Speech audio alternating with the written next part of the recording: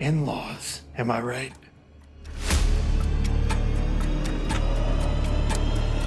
The reviewer you know as Shane is no longer with us. It's hard to believe that The Evil Dead started in the 80s with Sam Raimi's trilogy. If you grew up a horror fan like me, they're iconic. They're some of the best haunted house movies ever. So when they rebooted it in 2013, I wasn't too keen on it. Then I realized, nope, it's in the same universe. They're just updating it. And since then, we've gotten two sequels. 2023's Evil Dead Rise, and now Evil Dead Burn. Most horror franchises hope to live a decade. This one has lived 4. But is there still life in some old deadites? Alice is grieving the death of her asshole husband, Will, who, unbeknownst to her, died in a car wreck because of a deadite. Now she's spending the weekend with in-laws she can't stand as the deadites slowly take over the family.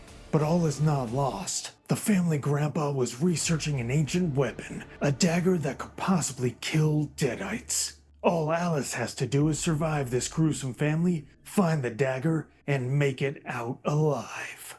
The thing about the Evil Dead reboot sequels, reboot calls, is that they don't have the humor like Sam Raimi's originals. Raimi became the king of the funny gross out. And if his first Evil Dead was more meat and potatoes, Evil Dead 2, which was kind of a remake of that first, amped everything up.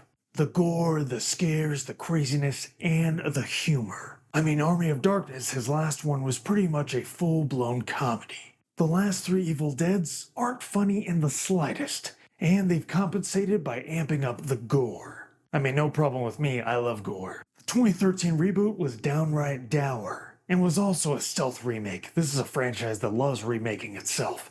But Evil Dead Rise was something new. It didn't take place in the woods in a haunted house, it took place in an apartment complex. And it followed a family that we actually cared about. We didn't want to see this tight-knit group kill each other, so it made the gore and the kills harder to watch. Well, not harder for me. I love that shit. Evil Dead Burn tries to inject a little more comedy back into it, some gallows humor. But if you don't go full Raimi and just go full psycho nuts with it, it kinda doesn't work. No, what this movie does well is what the last ones have.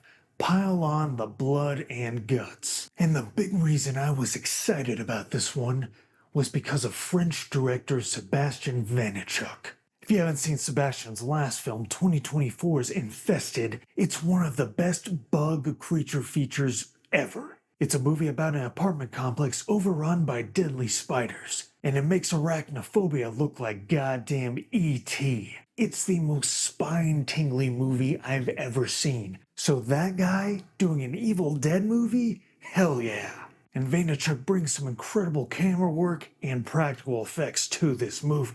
There's a sequence where poor Alice is being terrorized, dragged on the wall, upside down on the ceiling, and then back down, and apparently it was all done in camera. And if you want gore, this one has it.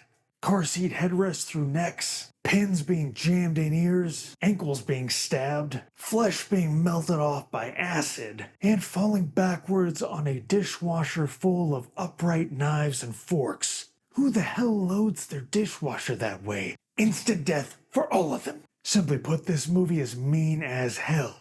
But it's kinda okay, because the family in this one sucks. Outside of Alice, who we're rooting for, who is overcoming her abusive dead husband, we want this whole family to die. The dad is a straight-up dick. The mom is useless. The son is a coward.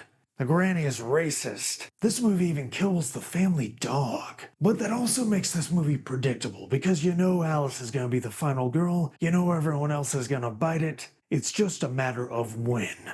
And because the family in this sucks, you're not really invested in anything. It's like a typical slasher, you'll want to see them die. They die in great creative ways, but still it's a lot less fun when you don't care about them. Vanechuk is excellent at set pieces and whipping the camera around. He knows what he's doing. But he really can't make a script like this sing, not when it's so threadbare. It also doesn't help that after Rise and the grand guignol set pieces that had, we're back to a house in the woods in the middle of nowhere. With this one, you can really feel the formula brewing. It's starting to take its toll on this whole franchise, because there's only so many ways you can deteriorate and mangle a body. Trust me, I know. There is a huge sense of been there, done that. And I've done a lot. Yes, you can throw in the gore effects, you can add an ancient dagger to spice things up. You can even lead up to a big fiery finale. Until the end credit stingers, this one has two, that show us we'll be doing this all over again in the next one.